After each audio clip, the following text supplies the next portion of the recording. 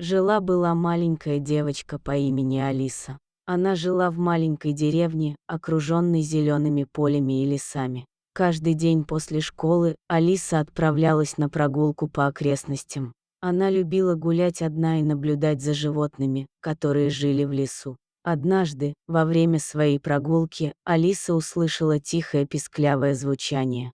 Она последовала за звуком вглубь леса и обнаружила маленького волчонка, запутавшегося. Волчонок был маленьким и напуганным, и его маленькие глазки блестели от страха. Алиса подошла к волчонку медленно и осторожно, чтобы не испугать его еще больше. Она сняла свою кофту и осторожно обмотала ей волчонка, чтобы помочь ему освободиться от кустов. Волчонок был благодарен и лизнул Алису по щеке. Алиса решила, что не может оставить волчонка одного. Она подняла его на руки и решила найти ему новый дом. Маленький волчонок был таким слабым и худым, что Алиса поняла, что он нуждается в заботе и питании. Алиса взяла волчонка домой и назвала его Блэк.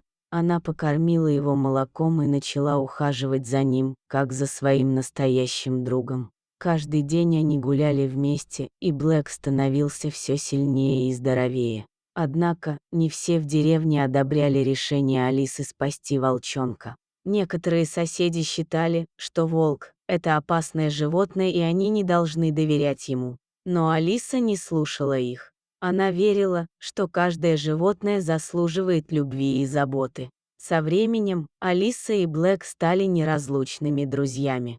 Они проводили много времени вместе, играя и рассказывая друг другу истории. Блэк понимал каждое слово, которое говорила Алиса, и отвечал на своем волчьем языке. Он был самым верным и преданным другом, которого могла пожелать Алиса. Однажды, когда Алиса и Блэк гуляли по лесу, они услышали крики о помощи. Они последовали за звуками и обнаружили, что ловушка была установлена для волков.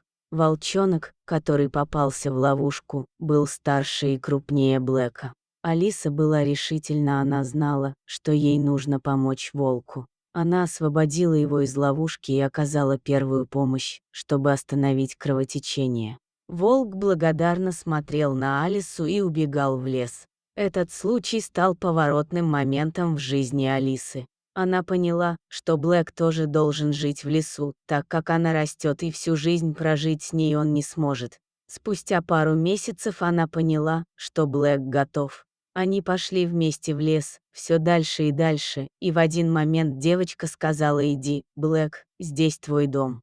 Со слезами на глазах она наблюдала, как Блэк отдалялся все дальше, и в то же время она была очень горда собой за то, что сделала девочка. Алиса спустя годы выросла и стала красивой и смелой девушкой. Она преуспела в учебе, нашла свою страсть в мире искусства и жила полной жизнью. Но судьба имела для нее другие планы. Однажды, когда Алиса шла домой после работы, она заметила странного мужчину, который следовал за ней. Он был незнакомым ей, но его зловещий взгляд заставил девушку почувствовать тревогу. Она ускорила шаг, пытаясь избавиться от него, но мужчина не сдавался. Наконец, он бросился на Алису, закрыв ей рот, чтобы она не кричала. Алиса припала к земле, ощущая страх, который захватывал ее все больше и больше. Мужчина вытащил кляп и привязал ей руки и ноги. Он улыбнулся и сказал: «Теперь ты моя». Алиса пыталась сопротивляться, но мужчина был сильным и беспощадным. Он отвез ее в свою уединенную хижину в лесу и запер в подвале. Алиса была погружена в темноту и одиночество. Она понимала, что ее жизнь изменилась навсегда. Дни превратились в недели, а недели в месяцы. Алиса вяла от безысходности, но ее жизнь внезапно изменилась с появлением странного волка. Волк был диким и грозным, но он нес в себе доброту и мудрость. И тут она поняла, это Блэк. За секунду она вспомнила всю их историю, как спасла его и как откармливала, а сейчас он как-то оказался тут. Он понял, что Алисе нужна помощь. Блэк обнаружил подвал, в котором Алиса находилась, и начал ее посещать каждую ночь. Он подносил ей пищу, оставался с ней и утешал девушку своим присутствием. Алиса начала надеяться и верить в то, что спасение возможно. Однажды, когда мужчина пошел на охоту, Блэк решил действовать. Он освободил Алису от веревок и помог ей выбраться из подвала. Девушка была слабой и истощенной, но она, несмотря на это, смогла дойти до ближайшей деревни. Блэк проводил ее до края леса и показал дорогу домой. Он взглянул на Алису с теплотой в глазах и ушел обратно в лес, исчезнув в его темных глубинах. Алиса вернулась в свою привычную жизнь, но она никогда не забыла о волке, которого она спасла и который отплатил ей за добро тем же. Она решила, что будет помогать другим, как помог ей Блэк.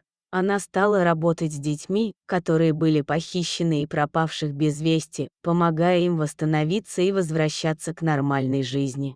Иногда Алиса смотрела в лес и вспоминала Блэка. Она надеялась, что он был счастлив и нашел свое место в мире. Она благодарила его за то, что он открыл ей новый путь и показал, что даже в самых темных моментах жизни есть надежда и спасение. Так Алиса продолжала свое дело, вечно помня о волке по имени Блэк, и благодаря ему стала лучше понимать, что даже в самых ужасных ситуациях есть место для добра и справедливости.